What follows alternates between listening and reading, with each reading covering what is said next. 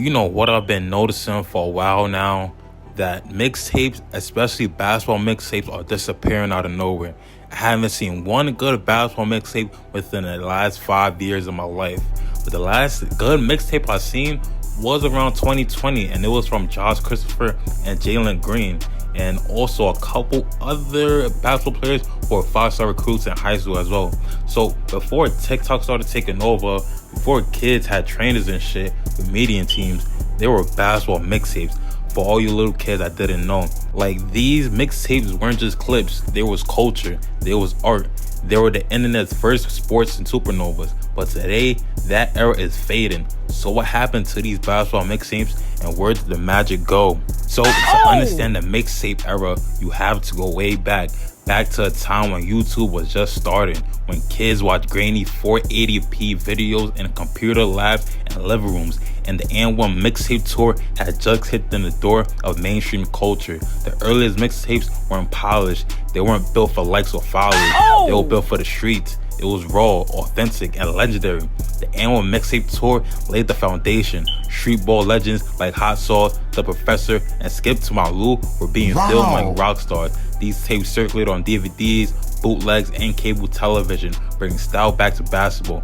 But it wasn't long before that same flair trickled down to the high school level, and to a new generation of creators armed with camcorders, cracked editing software, and a love for the game. And just like that, a new era was born. For example, these creators such as Hoop Mixtapes, Ballers Life, City League Hoops, and Courtside Films, these platforms became the gatekeepers of internet hoop culture. They had no corporate sponsors, no TV networks, just access to gyms, elite tournaments, and the next wave of a talent. And every mixtape they dropped, it mattered, and it was legendary. They weren't just watching highlights, you were witnessing the birth of future stars. Before the NBA, before the sneaker deals, before the fame.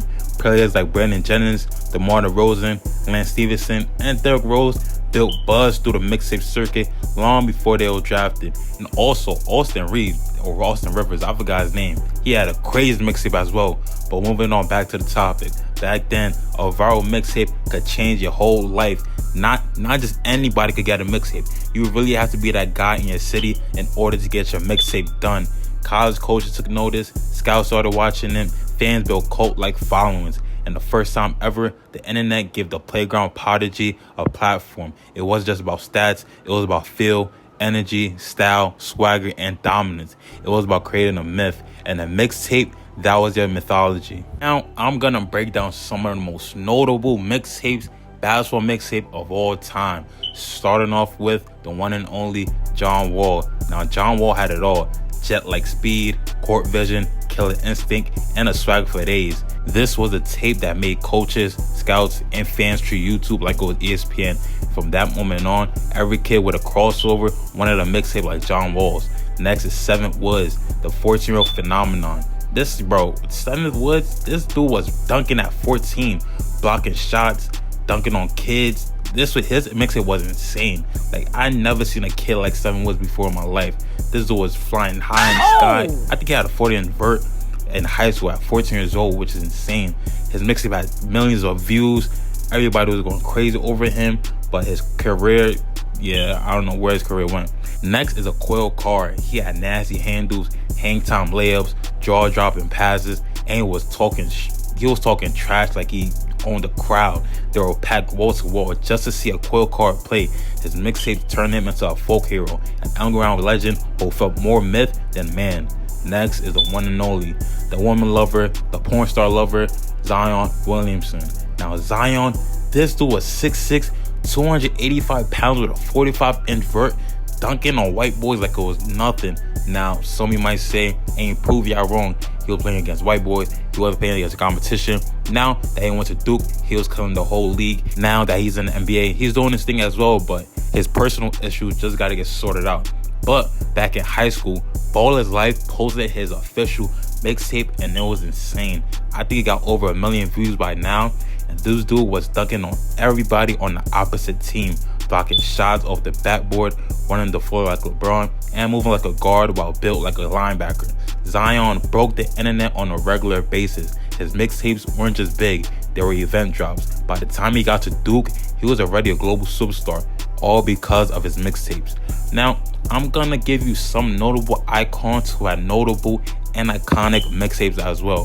Starting off with Isaiah Briscoe, Marcus Lovett Jr., Tariq Evans, Austin Rivers, LaMelo and Lonzo Ball, and Dennis Smith Jr. Also with Jalen Green, Kate Cunningham, and Javon Quinley. Now, these weren't just prospects. They was characters in a cinematic universe built by Hugh Mixtapes and Bowler's Life. And in the lab as well. If you know, you know. If you're not in the lab, you definitely hooper. Now, they taught a generation how to dream loud. They made mixtapes a movement. This era was pure electricity. Mixtapes didn't just show talent, they amplified aura. They made you believe this player was the next big thing. And even if they didn't make it to the league, for a few years on YouTube, they were immortal.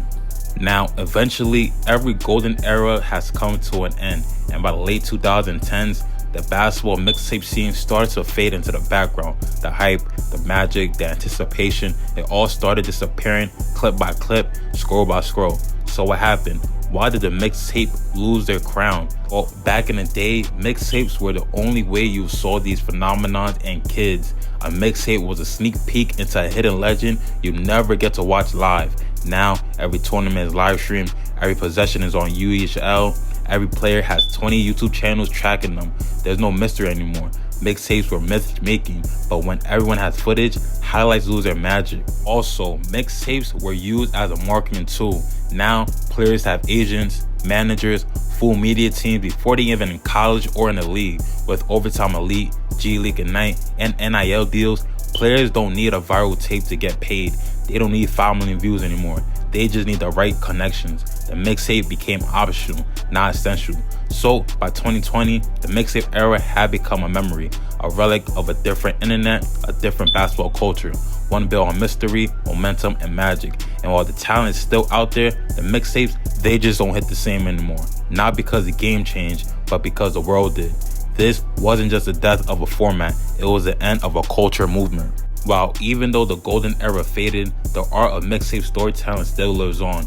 A new wave of creators is bringing it back quietly, independently, and creatively. So the mixtape isn't gone, it just needs a new home, a movement, and maybe it's time for someone to bring it back, to return mixtapes to their myth-making roots. Even if the views are lower, even if the platforms have changed, the spirit of the mixtape lives in every packed high school gym, local tournament, late night pickup run, young Hooper editing his own clips on iMovie.